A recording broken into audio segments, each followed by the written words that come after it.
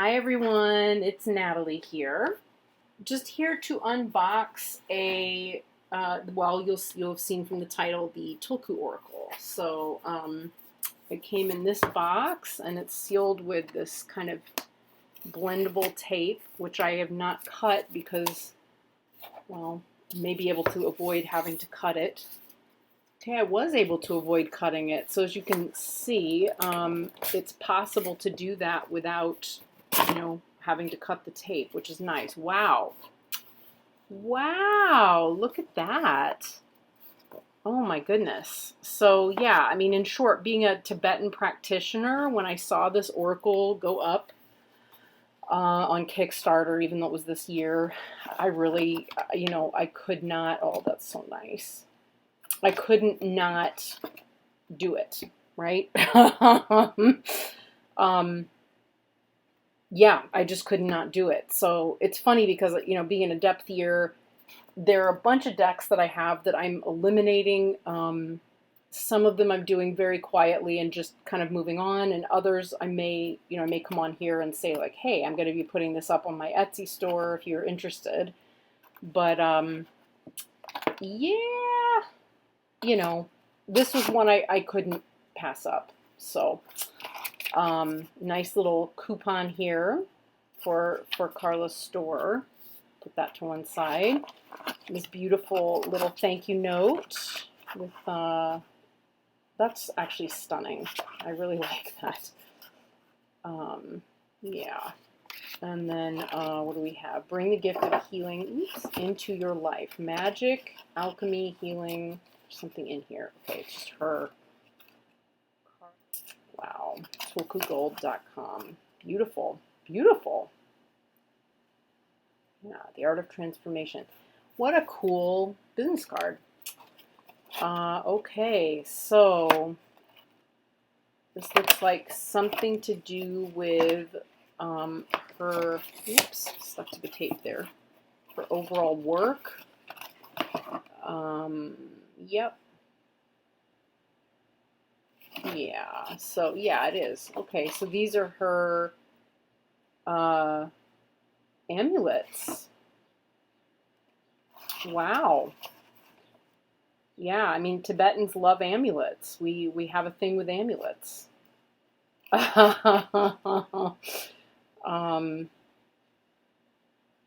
it's a lot of amulets right there. Okay, yeah, at least what 1, 2, 3, 4, 5, 6, 7, 8 times 1, 2, 3, 4, 5, 6, 7. Wow, 56 right there. Not all Tibetan either. Not all Tibetan. So it looks like she's pretty broad ranging in her store at least. So this is, oh, how lovely. Okay. Okay, this looks like the bag maybe. Thinking, yeah. Is that right? It seems like it. It's kind of unusual. It's a very unusual design.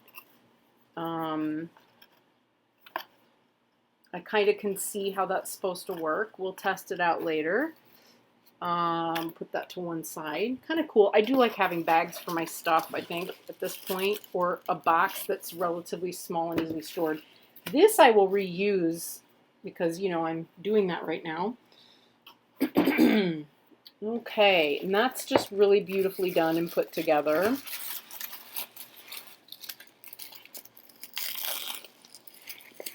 Okay, what do we got? Oh, wow. I'll actually probably reuse that paper as well. Again, been doing a lot of that. So, pretty, very pretty box. Made in China. Yeah. Well, let's see if I can get into this sucker. Okay, got my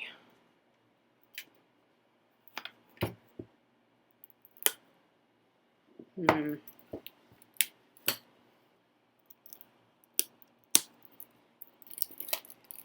go.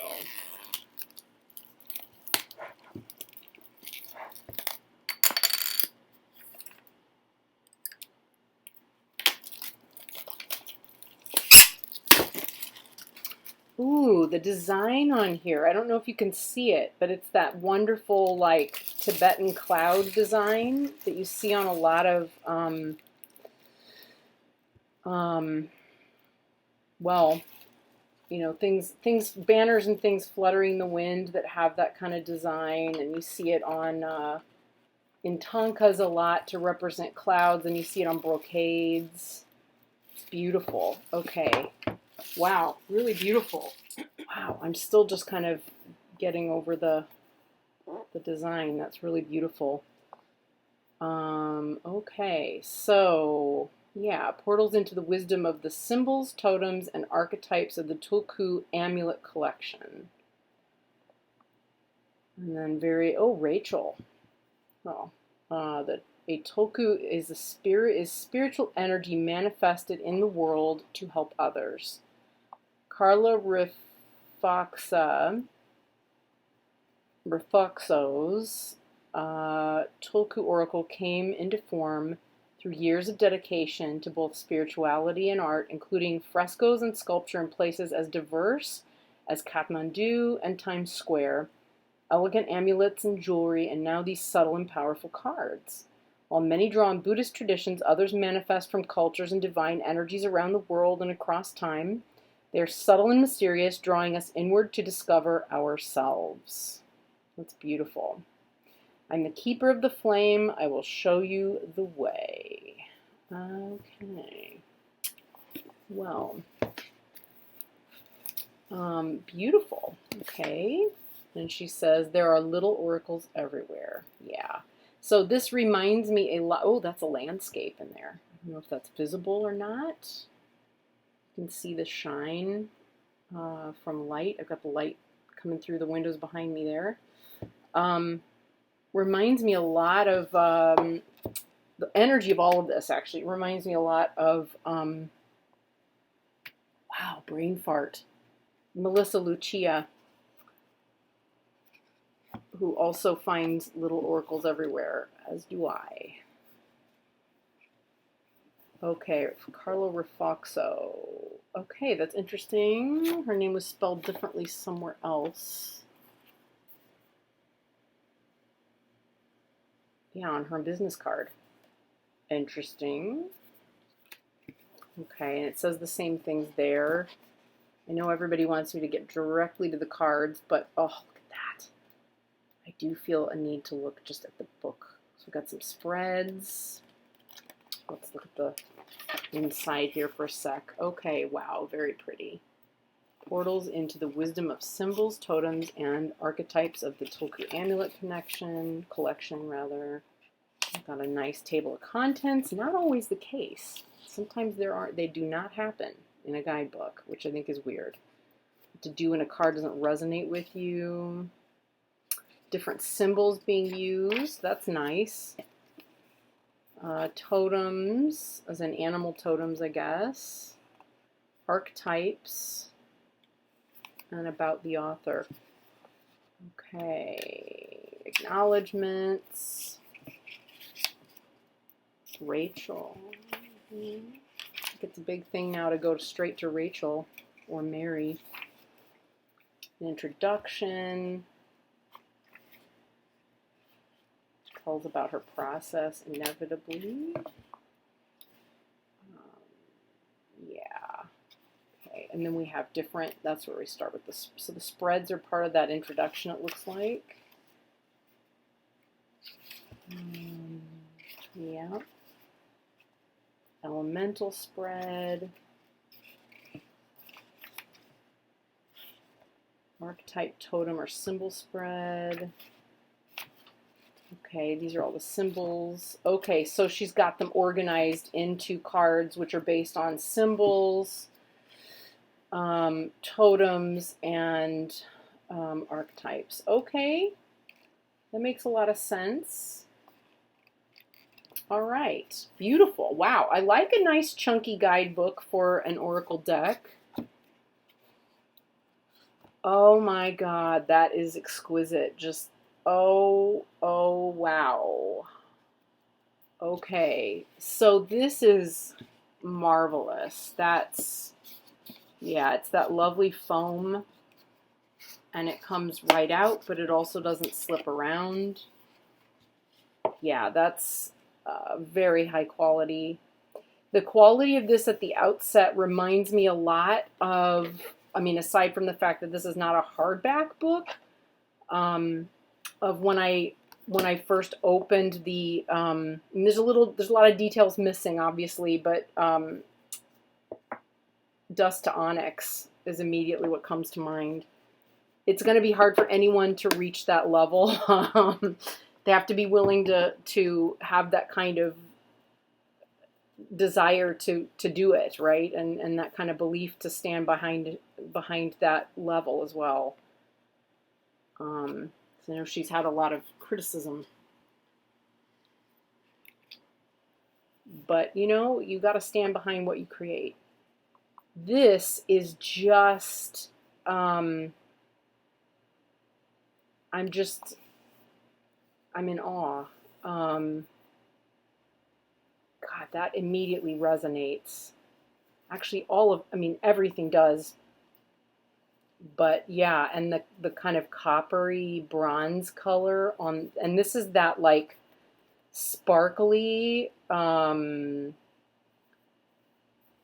that doesn't easily come off, you know, that kind of edging, the colors, wow.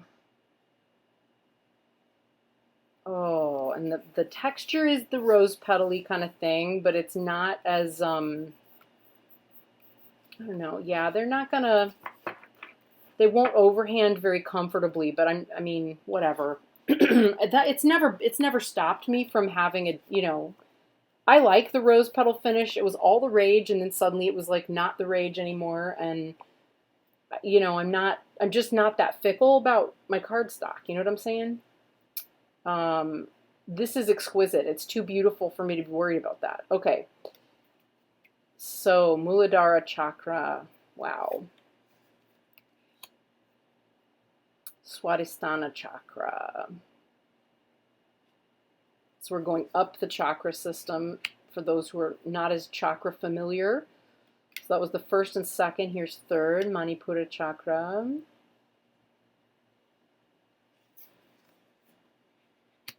Anahata, so the heart.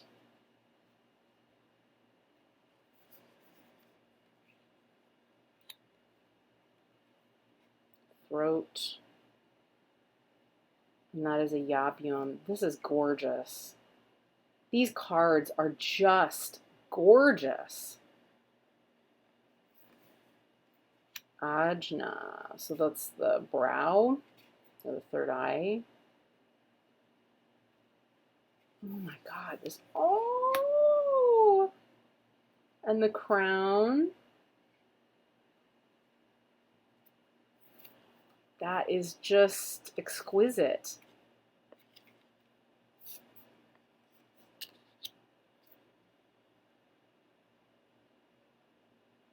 Wow. So these are all the different symbols, sankalpa. This other word I was not familiar with. Yeah, I'll have to find out what that means. Sankalpa, you know, it's kind of like bodily karma, I think. Ritam. Wow, those are owl eyes, I think.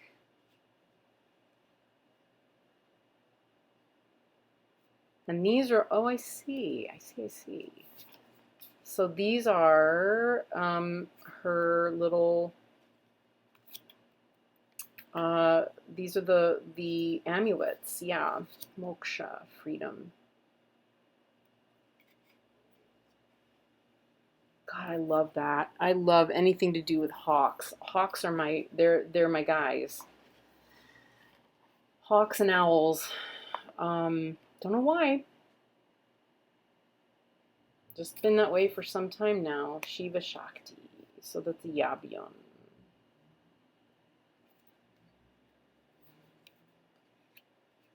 Satchitananda. A lot of Sanskrit in here. I mean, so far it's all Sanskrit. It's so, which it, I guess, gives her or affords her the freedom to travel across different cultures as well within Buddhist tradition. Wow, so beautiful. I'm wondering if that's translates to the rainbow body. Let's just look. We haven't looked at the guidebook yet to see how that. Oh, look, and I opened straight to it. Okay, that happens a lot. So let's see. Aham Brahmasmi. Connected am I, holy am I, whole am I. Fire with metal, expansive and aligned, connected and trusting. It's also 14. All of that reminds me a little bit somehow of temperance, but I'm one with the universe. Okay. In other words, I am the universe and the universe is me. It speaks to the experience of total unity with the divine and the recognition that we are indeed inseparable. The imagery for this card shows a bodhisattva with prayer flags and rainbows filling the sky. Her presence represents the potential for all human beings to attain this realization. The iridescent rainbow, which emerges only when both rain and sun are present, reflects the colors of the prayer flags. Prayers are carried on every color to the four directions and into the center. There is no place these prayers do not reach. No light without a rainbow within it. There is an indivisible unity with the divine in every aspect of the world around us. The mindset, this is a quote, the mindset that calls us to ceremony is the same mindset that calls us to ask, what does the land want? What does the river want? What does the wolf want? What does the forest want? And then pays close attention to the clues. It holds land, river, wolf, and forest in a status of beingness, counting them among the holy beings that are always watching and who have needs and interests entwined with our own. Wow. So if you have drawn the mantra Aham Brahmasmi today, this is the perfect time to look through the window of your soul into your true divine nature. Aham Brahmasmi is the mantra that reflects radical rainbow light. There we go. The energy that permeates all of creation and illuminates the whole of who you are. Like the Sahasrara, or crown chakra, Aham Brahmasmi is where the mind meets the sky of the heart. Ooh, I love that. It is where all differentiation melts away and merges into the essence that forms our core being, love. The situation at hand is heralding you for seeing the bigger picture in whatever challenges you are currently facing. You have been or will soon be aware of powerful support in your life. There is joyfulness and bliss available to you, and you have reached some attainment worthy of celebration. Some form of expanded consciousness is within your reach now. Okay, so this, and this is there's a teaching, then there's the reversal. Wow, I'll take that. Yeah, I'll take that. Gee, that is comprehensive. I love it. So, yeah, that was totally speaking to me today. So it is rainbow body and rainbow light. Okay. Then we have the flame. Elements. Not sure that I see all of the elements there. I see that there's like a medicine wheel symbol at the top. Oh, that's yeah, that's on a lot of them. Okay, abundance. Yeah, I'm not sure I see that, but I'm sure there's got to be something in there about like feathers and how they correlate with abundance, I'm sure. Double Dorje. Very powerful symbol. Very powerful symbol. So you can think, well, I can't resist. So I like thinking of this as like the XY axis. This is just me. If we think of this axis here that's horizontal, we're looking at like the earth plane and then the spirit plane penetrating it. Yeah. I don't know. I have a thing. I love it. I love Double Dorje. It's very protective, and it's a way of like grounding the meditation deity within your body. And yeah, it's beautiful. Look forward to reading all of her commentaries. Tree of Life. Heart on Fire. Ooh, I love that.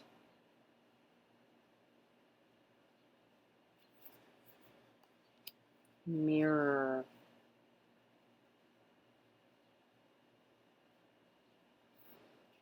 That's stunning.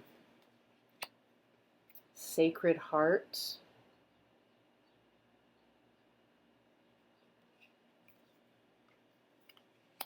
Sun Moon. In the, I don't have it to hand, but the Robert emplaces two of jewels, which is basically the Two of Pentacles in the Buddha Tarot, works with this concept, opposites and reflection. That is not a word I'm familiar with at all. Tokcha. Huh. There's like a face over there. Cross.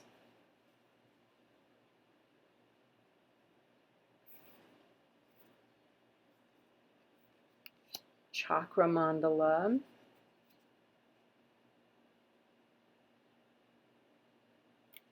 Interesting as it places the third chakra in the middle, kind of.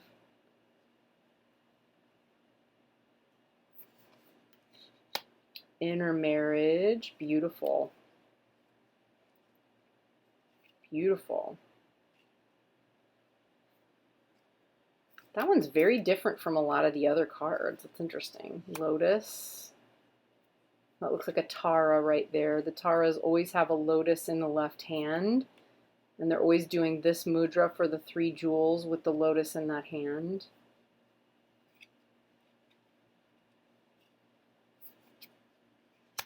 Om.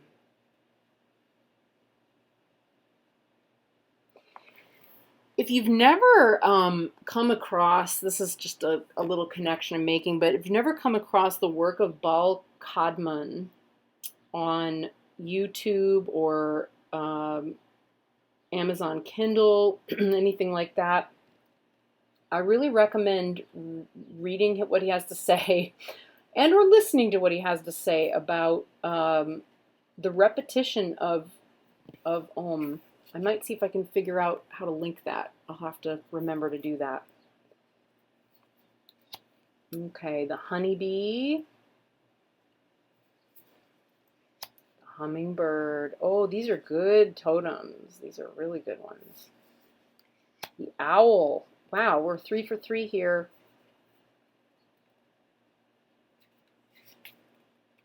Raven, 4 for 4. Beautiful. Deer. Oh, love deer. Spirit jaguar.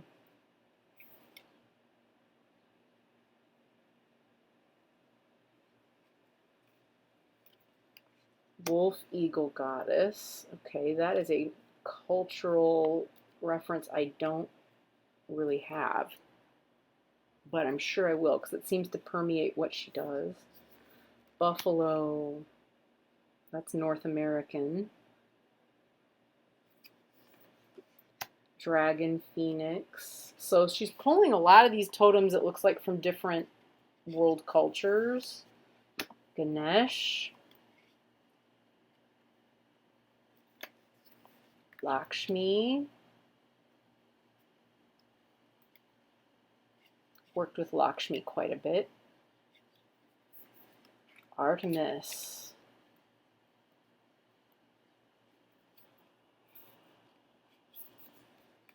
Bear Eagle Goddess.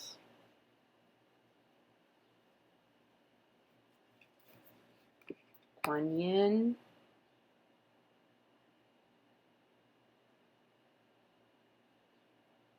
Oh, that's a deer. So there's a deer antler, and there's its head, or that's like an elk. That's an elk antler, but then there's a face. Not what I was expecting or would have expected for Kuan Yin. Hope there's more like explanation behind image choices. Medicine Buddha. This will be an amazing deck to work with. Like, this will be one, hopefully, that I can work with, you know, as a personal deck and then expand it as a, you know, one that can be offered in readings. Yabyum. So there's a separate Yabyum here. That's nice. Vajrayogini. Oh my goodness. She picked all of the, I mean, these are, so far, we're like, this is hitting all my spots. This is hitting them all. Durga. Wow. Okay. Kali Yantra.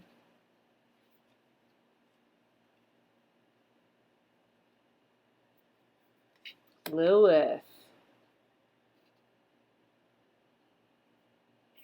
Yeah, I have, is it Dark Lilith or Black Lilith on my, like, first house, like, on my ascendant? And when Julianne Victoria explained all of that to me, it suddenly, so many things in my life just fell into place. And all of the resistance that I've encountered in my life from authority figures and so forth suddenly made sense, and I could completely forgive everything and move on. Just thought I'd throw that one in there. Here we go. Eye of Horus. Gosh, that's the color. Her color choices are just like, I want to eat them. They're so beautiful. Isis.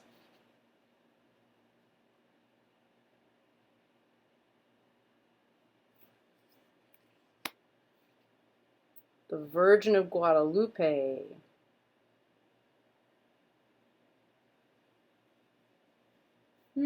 That's interesting. And then the Vesica Piscis. Vesica, I'm not sure that's definitely Latin. I'm not sure I'm pronouncing it correctly because the way that Midwesterners were taught to speak Latin words aloud is not necessarily the correct way. But I think that's correct. Vesica Piscis. So there are 53 cards. Wow. I just wanted to look at the Vesica Piscis real quick. Yeah, intersectional longing.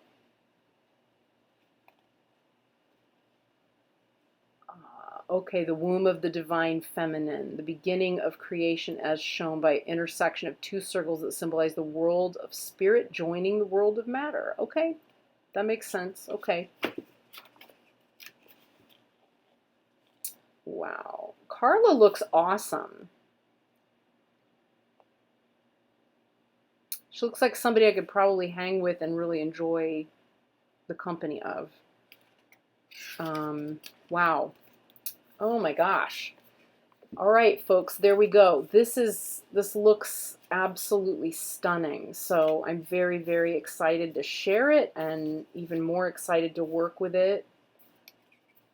Wow. I bet it would pair really beautifully with the Oracle of Initiation, and there are a couple of tarot decks I'm sure I know that it will pair beautifully with as well, but oh my goodness, it's just stunning. Absolutely stunning. Oh, I was gonna try this guy. Let's see what happens here. What's supposed to go on?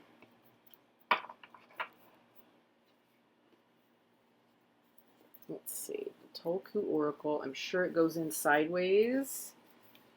There's space top and bottom. I guess if I wanted to wrap it in a, like in some kind of a silk or something, that would be possible.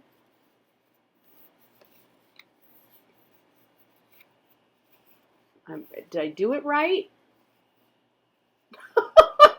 Is this how it's supposed to go? I have no idea. I guess? I feel like I did something wrong, but I'm sure I didn't. I don't, who knows? Who knows? I'll figure this out. I'm sure I'll figure this out. Surely there's something I missed somewhere in, I'm not very good. Like once I decide like, yeah, I'm going to back this deck, I really disengage. So I'm not someone on Kickstarter that's like, yeah, I followed all the details. And, you know, I tend to, I don't know, I trust a creator to do their thing. And I'm grateful when they update me and so on. But I tend not to be someone that feels I need to really check in and make sure they're doing what they said they would do and hold them to account. You know, they need space. But yeah, there might be something I missed that's there that's, you know, useful. Cardstock is just gorgeous. I love it. It isn't as thick as some of the other, you know, it's got some give to it. It'll shuffle beautifully like with a riffle. I kind of don't want to do that yet because I'm not in that place just yet. I kind of want to have it in order so I can go back through it again, but I know it'll riffle beautifully. It's a nice size. You know, here's a traditional, this is a traditional tarot size, so it's a little bigger. You know, not in a big way. This is from the Buddha tarot from the mass markets. That's probably not the best representation, but, you know, it'll do in a pinch. Oh, here's a better reference. Here we go. Here's yeah, it's about the same size. The Hoodoo Tarot card. Yeah, so it's quite a bit bigger than the average tarot, but I don't feel like it's all that big for an oracle deck. God, it's so beautiful. All right. At any rate, there we are. It's stunning. Thanks for bearing with me here and letting me talk through this. I'm so excited to work with it. I can't even tell you. All right. See you again very soon, everyone. Bye.